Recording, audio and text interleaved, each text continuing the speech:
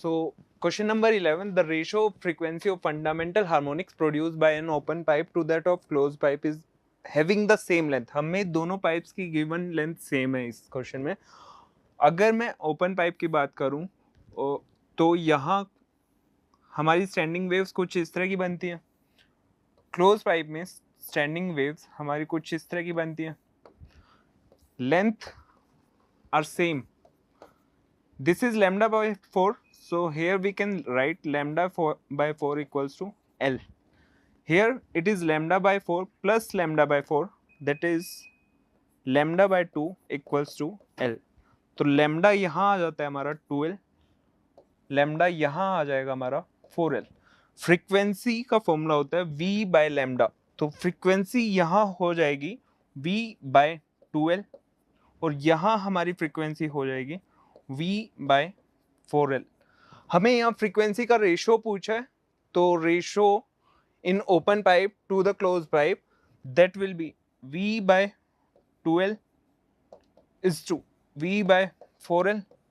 तो हमारा फ्रीक्वेंसी का रेशो जो आ गया है this will B 2:1. So option number first will be the correct. Next question, the net magnetic flux through any closed surface.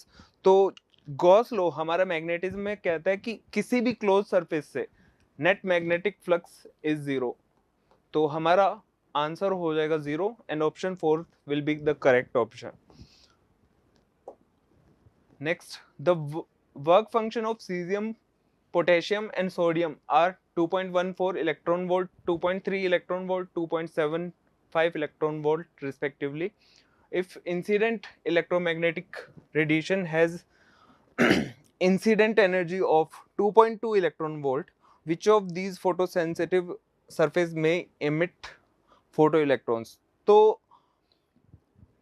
Photo electrons emit कराने के लिए हमारी कंडीशन क्या होनी चाहिए कि जो एनर्जी हम इंसिडेंट कर रहे हैं वो एनर्जी वर्क फंक्शन से ज़्यादा होनी चाहिए. हमारी एनर्जी जो हम इंसिडेंट कर रहे हैं दैट इज 2.20 इलेक्ट्रॉन वोल्ट.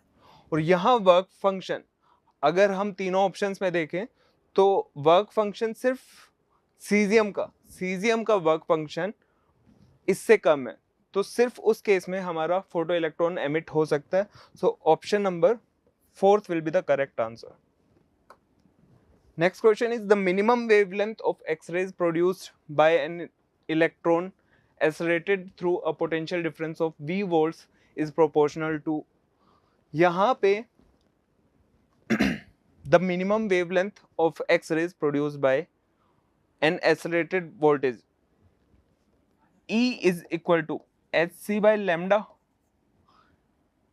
अगर हम किसी इलेक्ट्रॉन को एसरेट करते हैं पोटेंशियल डिफरेंस V से, तो energy we can write as EV will be equal to hc by lambda.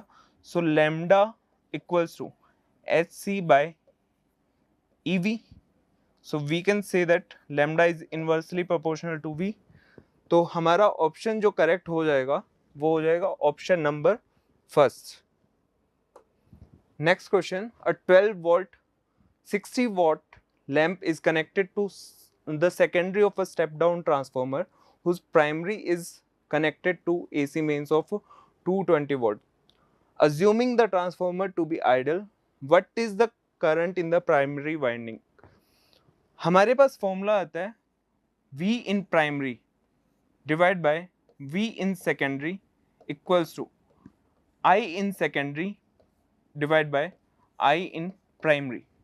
जहाँ पे primary is IP is current in primary coil, IS is current in secondary coil, V is potential difference in primary coil and this is for secondary coil. हमें given है, हमें यहाँ क्या given है, this is for secondary. ये हमें secondary की power और वोल्टेज गिवन है. तो V secondary is given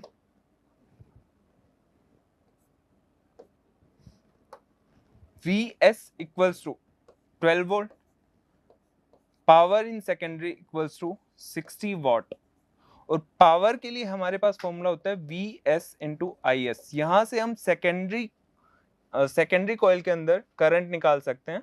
60 equals to 12 I S will be 5।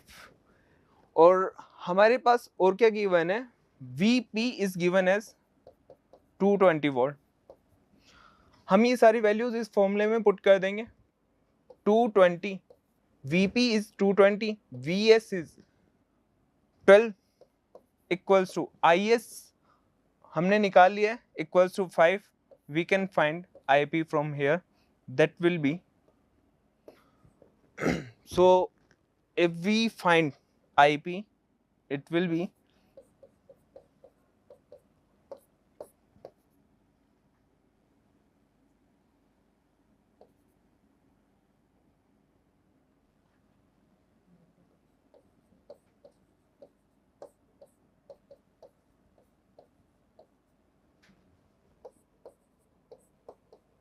this will come around 3/11 ampere. तो अगर हम अप्रोक्सीमेट इसे देखें तो it will be 0.27 ampere. So option number 4 will be the correct answer. Next question. If light travels a distance x in time t1 in air and 10x in time t2 in another denser medium, what is the critical angle for this medium? तो ये critical angle पे question है। एक denser medium से light travel कर रही है एक रेयरर मीडियम जो कि हमारा एयर है, और ये हमारा डेंसर मीडियम है। क्रिटिकल एंगल के केस में लाइट रिफ्रैक्ट करके ग्रेज करती हुई चली जाएगी सरफेस को, तो हमारा रिफ्रैक्शन एंगल जो होगा वो 90 डिग्री होगा। सपोज मैं मान लेता हूँ कि एयर के लिए रिफ्रैक्टिव इंडेक्स हो गया म्यू ए, और मीडियम के लिए रिफ्रैक्टिव इंडेक्स को मैं म्यू एम मान लेता हूँ। तो mu M will be C by velocity in medium M, mu A will be C by velocity in air. यहाँ पे सी क्या है, velocity of light in vacuum. और अगर मैं निकालूं वी ए और वी एम की वैल्यू निकालना चाहूँ तो वो मैं निकाल सकता हूँ। V A distance travelled x in time t1 in air, तो यहाँ से मैं वेलोसिटी इन एयर निकाल सकता हूँ x बाय t1। और similarly distance travelled is 10x in time t2 in another denser medium, तो हमें मीडियम में भी मैं वेलोसिटी निकाल सकता हूँ 10x divide by t2।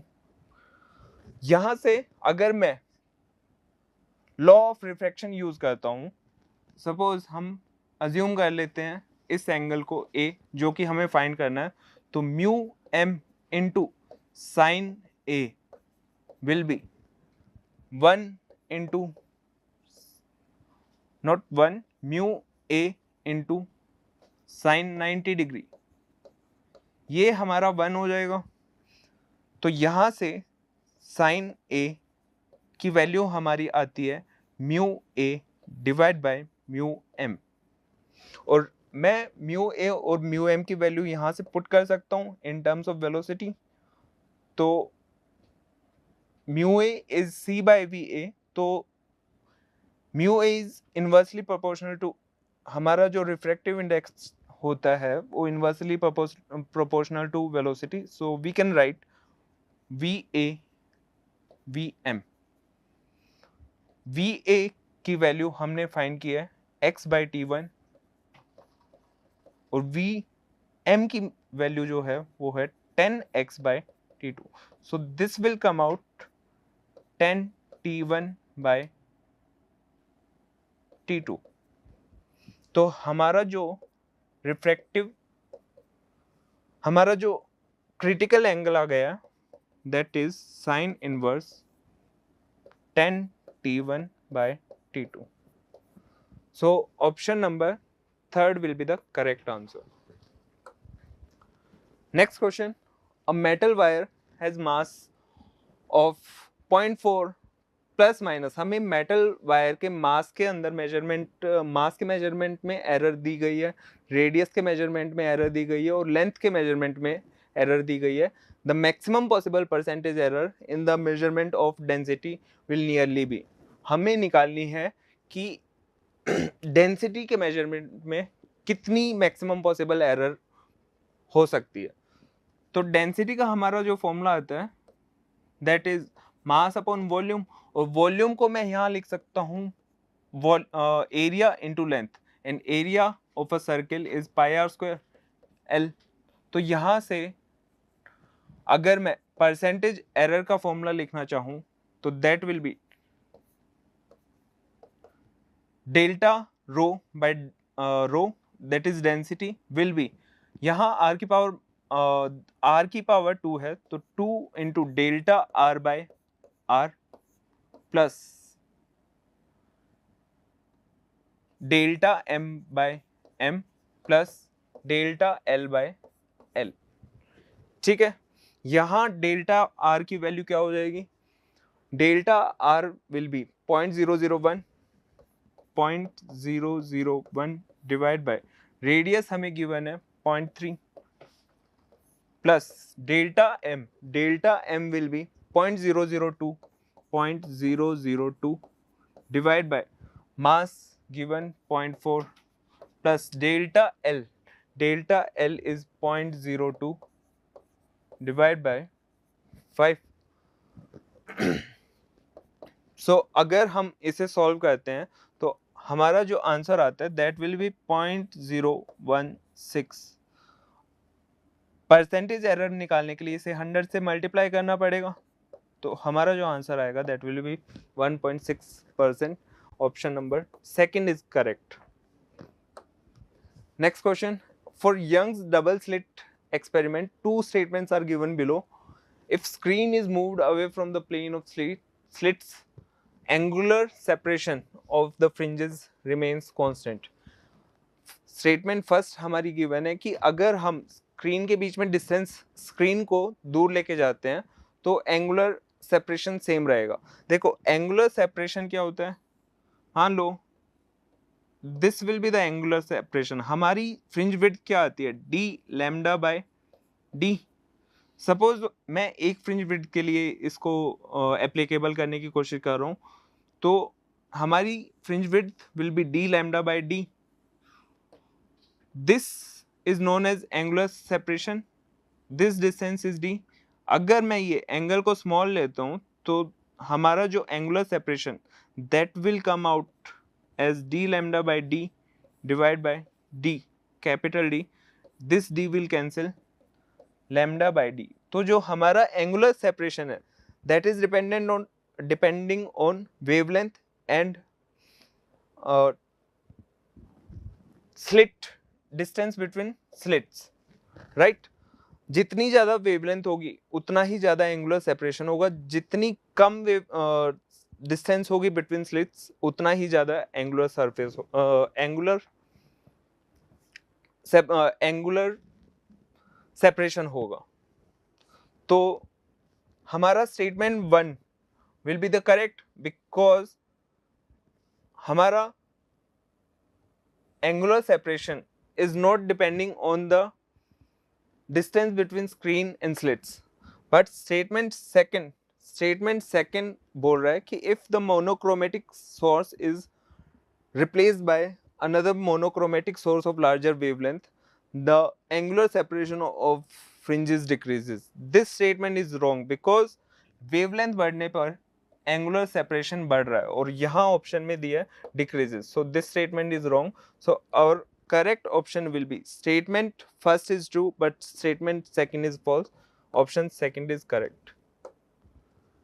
Next question, half life of a radioactive substance is 20 minutes.